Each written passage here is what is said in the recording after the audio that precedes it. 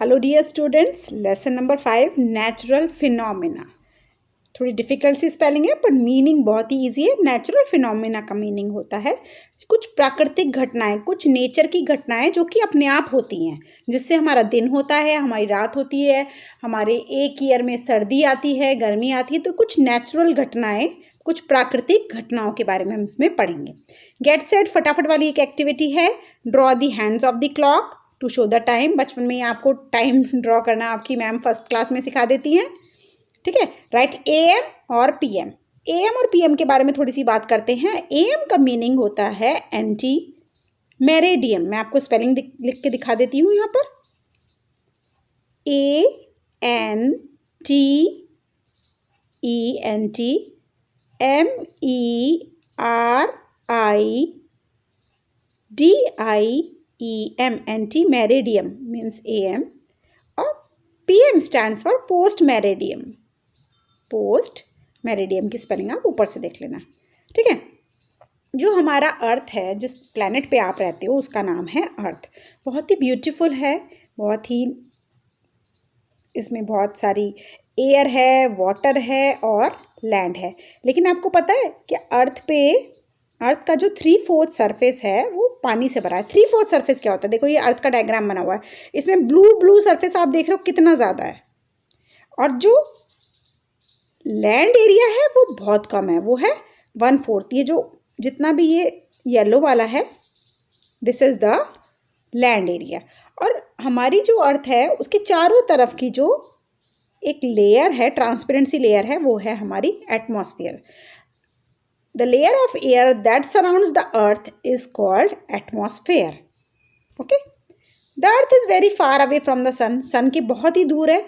और जैसे कि और 8 planets है। कौन सी 8 planets है? मरकरी, वीनस, अर्थ, मार्स, जुपिटर, सैटर्न, यूरेनस। ये सब जो हैं वो सन के चक्कर लगाते रहते हैं, ये सारे planets। इसी में हमारी एक अर्थ भी आती है, तो हमारी अर्थ भी सन के चक्कर लगाती रहती है।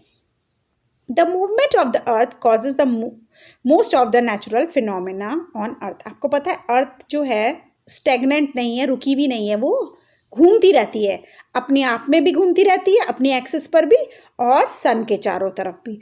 तो जो ये अर्थ का मूवमेंट है अपने आप में और सन के चारों तरफ, इसकी वजह से काफ़ी नेचुरल फिनोमिना अर्थ पर होते हैं, और इसी वजह से ये आपका दिन और आपकी रात भी होती है। चलो अब इसी के बारे में हम डिटेल में पढ़ते हैं। अर्थ एंड इट्स मूवमेंट, पृथ्वी और उसका मूवमेंट। देखो, an imaginary line called equator divides the earth into 2 equal halves. जो एक इमेजिनरी लाइन है, कोई लाइन नहीं है, मीन्स अर्थ का बिल्कुल आप सेंटर से एक लाइन समझ लो, जो उसको 2 भागों में बांटती है, वो होती है equator, that is equator. And वो 2 पार्ट्स में जो डिवाइड करती है, ऊपर वाला पार्ट जो है वो नॉर्दर्न हेमिस्फीयर कहलाता है, और नीचे वाला पार्ट सर्दर्न हेमिस्फीयर कहलाता है। ओके चिल्ड्रन, इतना समझ में आया? Imaginary line that divides the earth into 2 equal halves is called equator, ठीक है। अब जो नॉर्दर्न मोस्ट पार्ट है अर्थ का, उसको कहते हैं हम नॉर्थ पोल। ये देखो, आप नॉर्थ पोल दिख रहा है आपको, बिल्कुल नॉर्दर्न पोस्ट पार्ट जो है ये नॉर्थ पोल है। और जो सर्दर्न मोस्ट पार्ट है उसे कहते हैं साउथ पोल। और आपको ये बीच की लाइन दिख रही है, बीच की लाइन है कि इमेजिनरी लाइन है, जो कि मीन्स अगर आप एक बॉल रोटेट करोगे आप अपने आप में ही, उसी में ही, तो वो एक पर्टिकुलर लाइन के ही चारों तरफ घूमेगी, मीन्स इसी एक्सिस पर ही घूमेगी, मीन्स अपने आप ये रोटेट करेगी। तो this axis, this imaginary line is called axis. अभी हम आगे इसको मैं आपको अच्छे से बताती हूँ। ये देखो, अब यहाँ पे आओ।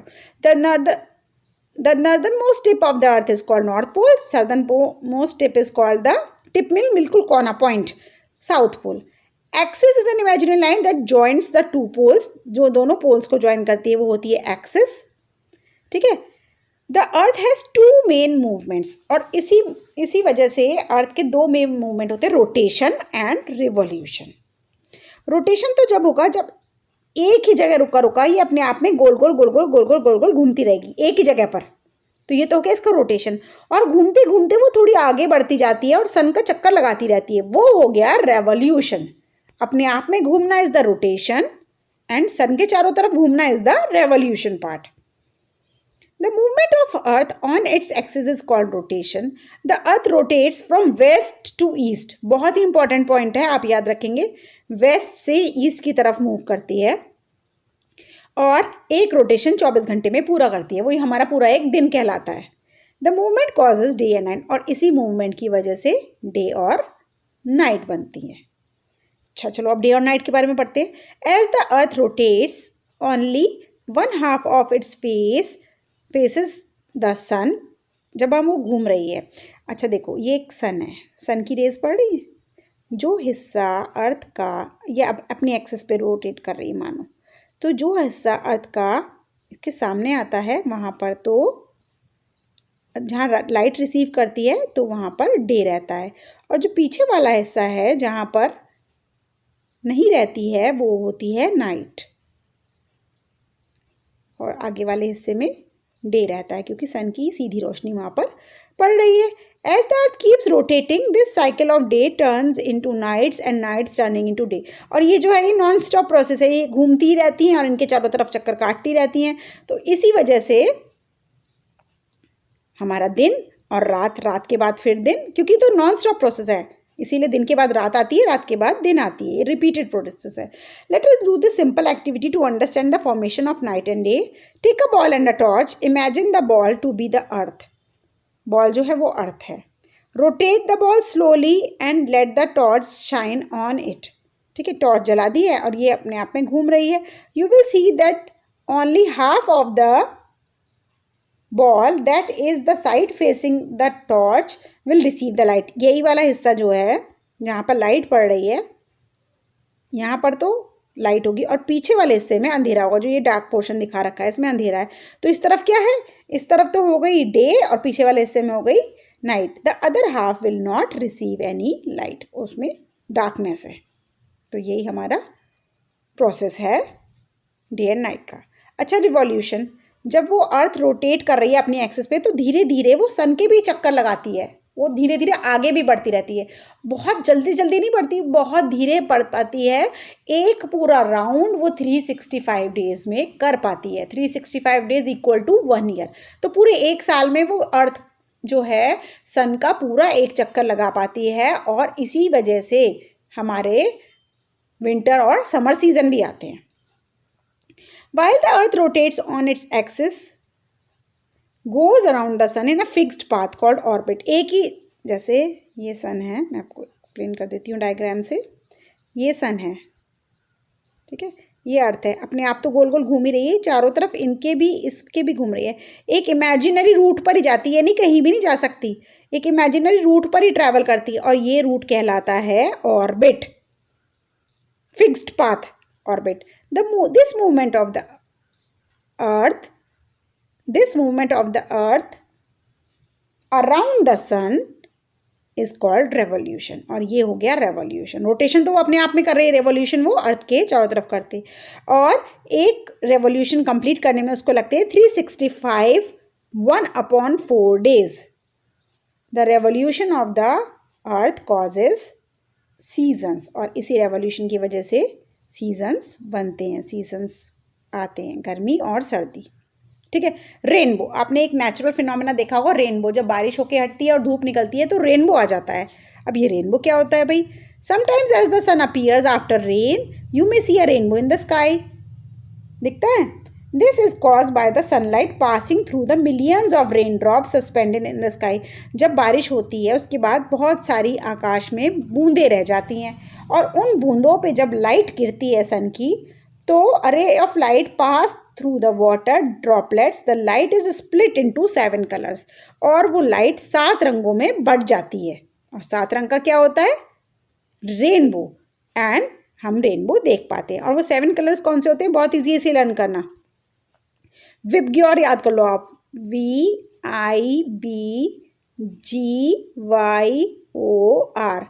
Violet, indigo, blue, green, yellow, orange and red, VIBGYOR.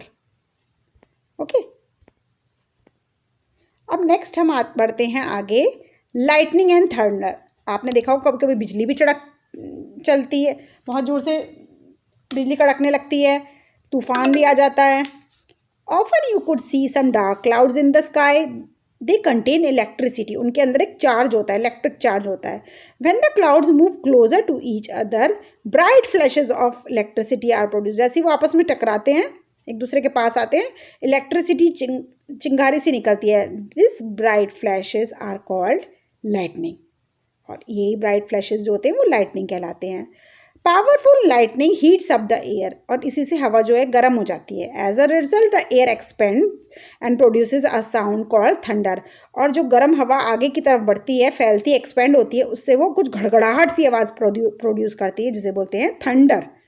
In case of thunder storm you will notice that the sound of thunder comes a little while after lightning। और जब थंडरस्टॉर्म आता है, जब तूफान आता है, तो आपने देखा होगा कि जो थंडर की आवाज़ है वो लाइटनिंग के पीछे पीछे ही रहती है। लाइटनिंग पहले चमकती है, फिर एकदम से गड़गड़ गड़गड़ गड़ आवाज़ आती है।